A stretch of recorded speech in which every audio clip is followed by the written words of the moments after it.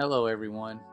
I wanted to share something that I feel is very, very important in terms of how far away we are from the end or the new beginning when the Messiah returns. And it's some really cool stuff that we have came across recently. I wanted to share it a long time ago, but before I shared it, I wanted to look more into it and see what else came about. But we have been looking in a book called the Cepher, and this particular book was brought to my attention by one of you, the subscriber here, who said, "The Cepher is a great buy and has all the books." This was in response to a video we did where I was talking about how my wife and I had been looking into the books of the Bible, the lost books, the ones that were removed, and who removed them, who was this King James guy.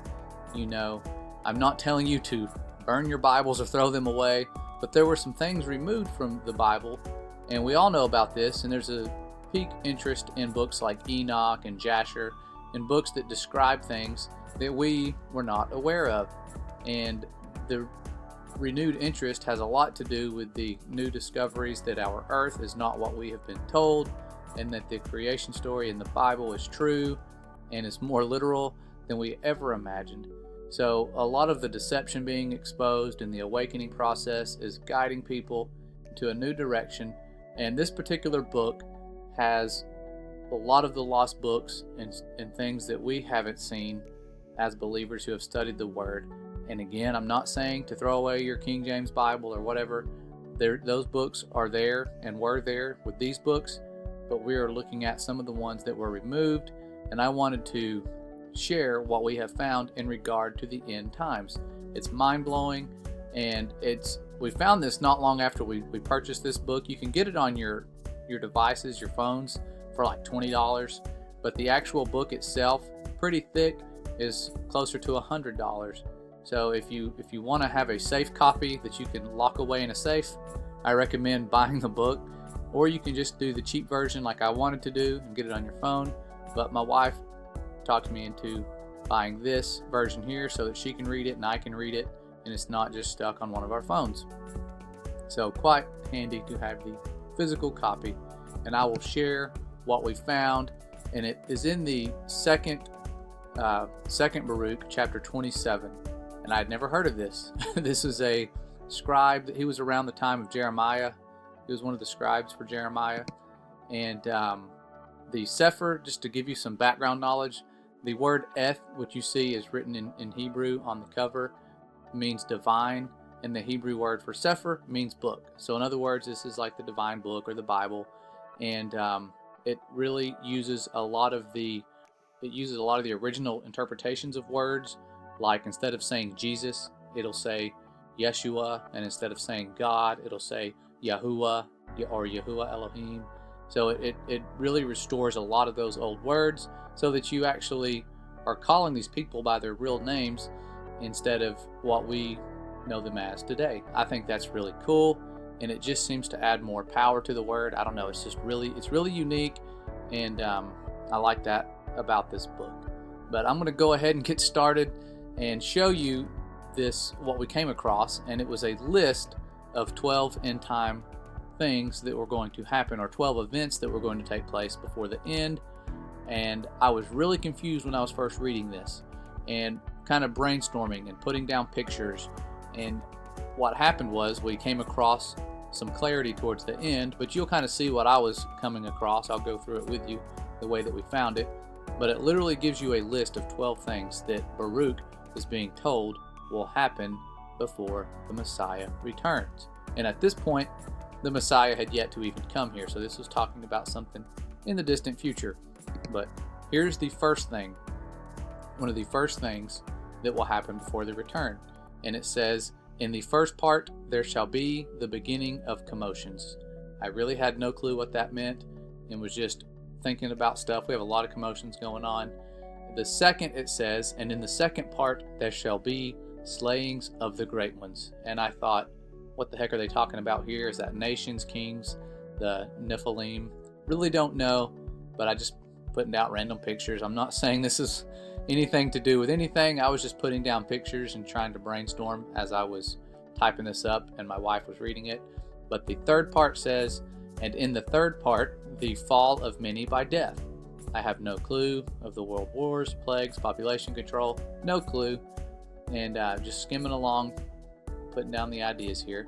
But in the fourth part, the sending of the sword.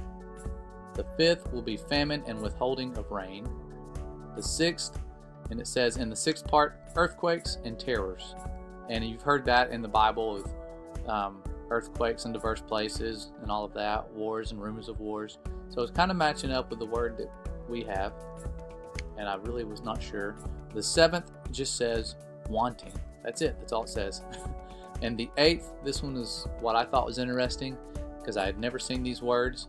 A multitude of scepters, I don't know if I'm saying that right, and attacks of the Shadim. And I looked those two words up, and the first word is just ghost or something widely feared, possibly dangerous or unpleasant occurrence. And the Shadim is the Hebrew word for demons or spirits, and also designates a supernatural creature. So, kind of eerie, kind of creepy. The ninth says the fall of fire. So, again, just brainstorming. I'm not saying that it's the directed energy attacks or anything like that. Just putting those ideas down when I was going through this. The 10th, rapine and much oppression.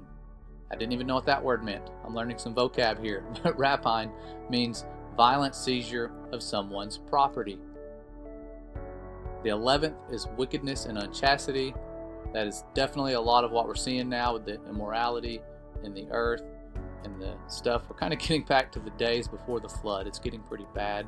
Really need to flee from this stuff if you are battling this immorality and immoral thoughts and addictions to lust. I'm telling you, the Father can set you free. As soon as you say you're ready, He is there to help you. I promise you, you really need to flee from those things. It can destroy your life and the life of those around you, break up your families. So really flee from that and ask the Father for help. He can set you free. There is power. I am telling you from experience. And the 12th part here says, confusion from the mingling together of all those things aforesaid, for these parts of that time are preserved and shall be mingled one with another. Now we finished reading this. We read a little bit further along, and Baruch, he asked Yahuwah, or God, the Father, if these things would happen in a particular place or the whole earth, and the answer was as follows: whatsoever will then befall will befall the whole earth. Therefore, all who live will experience them. For at that time I will protect only those who were found in those self-same days in this land. So, that was very interesting. That it's going to befall the whole earth. Well then, here's what you see that lines up with what we already knew. It says, and it shall come to pass after these things, when the time of the advent of the Hamashiach, or the Anointed One, the Messiah, is fulfilled, that he shall return in glory. Then all who have fallen asleep in hope of him shall rise again. Wow. So this is matching up with what we already knew. But I want to show you what really clarified where we are on that list of events and where I believe we are. And it's mind-blowing because we're closer to the end than I thought. I had a feeling we were close to the end.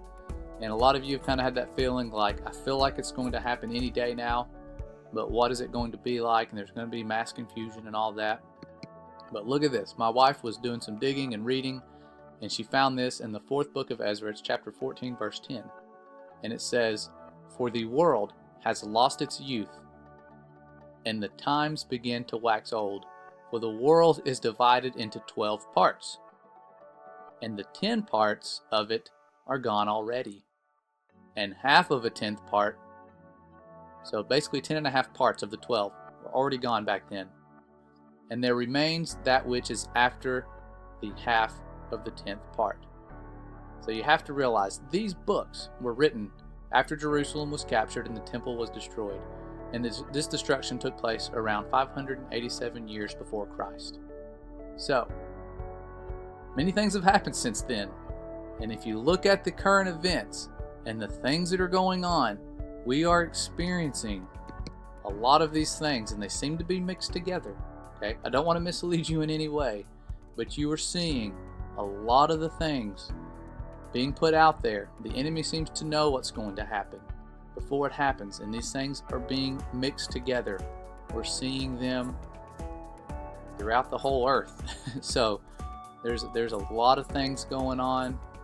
The beginning of commotions, so they call it. I feel like we are seeing the 12th part, which is the mixing together of all of these, and that the time of the return of the Messiah is very, very close.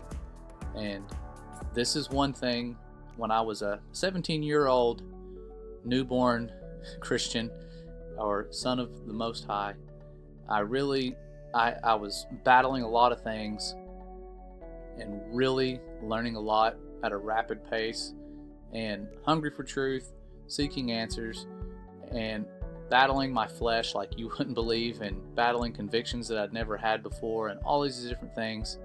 When I had my first and really only dream that was more like a vision, and it was when a messenger of the Lord came to me and said, "Are you ready?" And I was like, yeah, I believe I'm ready. I just knew spiritually what he was talking about, if I was ready for the return of the Messiah. And he said, well, if you're ready, you need to get everyone ready. And it just seemed urgent. And behind this messenger, who seemed to be clothed in light, I saw other messengers running around. Like they were almost spreading the same message, like, hey, get everybody ready, wake everybody up. And really didn't know what that meant. I was 17. I talked to someone about it, and they said, hey, let me ask my preacher. And he said, you need to preach, you need to go and speak and do all this. And I was a shy kid, did not want to get up in front of people and speak and do any of that, and kind of just put that on a back burner, and struggled with some atheism and through college, or just some philosophies that really kind of pushed me away from the Father. And even though I'd experienced the Holy Spirit, kind of distanced myself from that walk and my calling and what I was supposed to do. And it's not until now that I'm realizing that what I was told at that young age is something I need to listen to and try to get everybody ready. I've been spending a lot of time kind of exposing the deception and putting some hints out there of what's really been hidden. But the truth is, we all need to be ready. The return of the Son of the Most High is very soon, and I feel like us waking up is a way of trying to get us all ready and to spread awareness that the creation story that we read is true, that the Father has been doing everything he can to protect his offspring, to make sure you were born so that you could get to know him and spend time with him because he loves you. And we don't do all this and say all these things and take the persecution for our own gain. I'm telling you, I don't really gain much more than an eternal brother or sister from you guys finding truth. That is my agenda. People always say, you just trying to fulfill your religious agenda. Yeah, I do have an agenda, and it's to bring as many of you to the hope and love and truth and the grace that I have found, hoping that you can find that it'll set you free from whatever it is, addiction, you name it, it can set you free. And I hope you find it through the same grace and power that I have found and experienced. It's something I do not deserve at all, and that's the cool thing about it. We don't deserve it, but it's here, it's free. You can have the world, and it comes at a price, but you can have joy, love, mercy, forgiveness, and fearlessness, and the price has already been paid. And it's your choice. You can have one or the other, but I hope you take the second option.